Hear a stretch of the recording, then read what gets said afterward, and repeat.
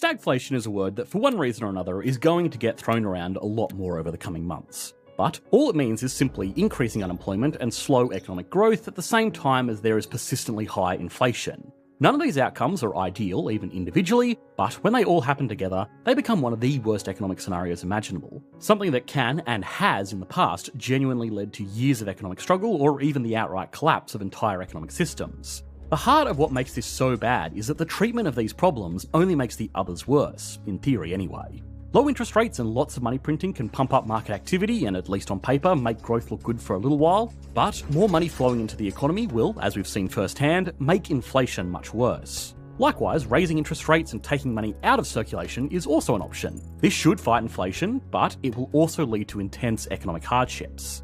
Now, the good news is that there are ways to untie an economy from this kind of knot, but they require careful, considered, dedicated, long-term planning and some short-term sacrifices.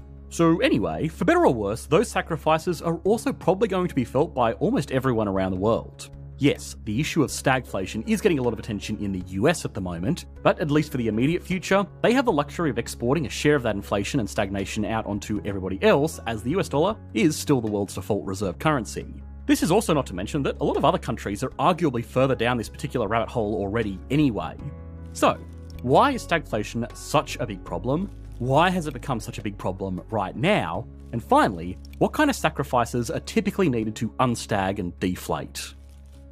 When putting together this video, and almost every other video on this channel covering current events, we rely heavily on reporting from The Economist, which is why I am so proud to have them as an advertising sponsor. The Economist provides independent journalism to independent thinkers through timely, thoroughly fact-check and in-depth expert analysis on big issues around the world. Like this all too prophetic article from back in 2022 that laid out basically all of the factors that we're seeing now, 3 years later. Stay informed with daily articles, podcasts and newsletters covering an array of topics spanning world politics, business, tech, culture, economics of course, but also how they intersect and influence each other. As a viewer of Economics Explained, you get a special 35% off discount to enjoy The Economist and all it has to offer for less. Head over to their website at economist.com/explain to get started.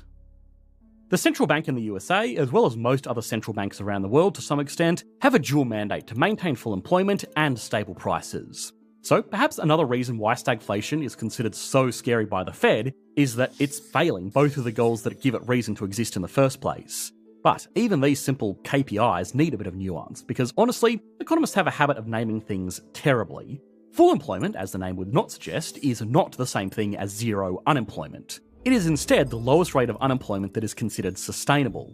If absolutely nobody in the economy is looking for a job, that can actually cause just as many problems as too many people looking for a job. This will be really important later on, so try and remember it.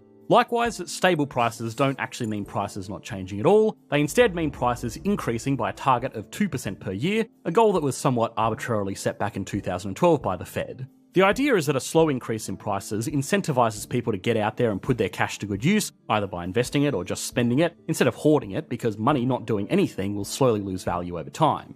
Now, those are the goals to remember while looking at the issue right now, which is that even the Fed itself is quietly sounding the alarm that the economy is on the precipice of major problems with both inflation and unemployment. So, what is going on to cause this? Well, for starters, the numbers themselves right now actually look okay. Inflation is above the arbitrary 2% target, but it's down considerably from its pandemic peak, and likewise, reported unemployment is up from last year, but by historic standards, it's actually pretty good.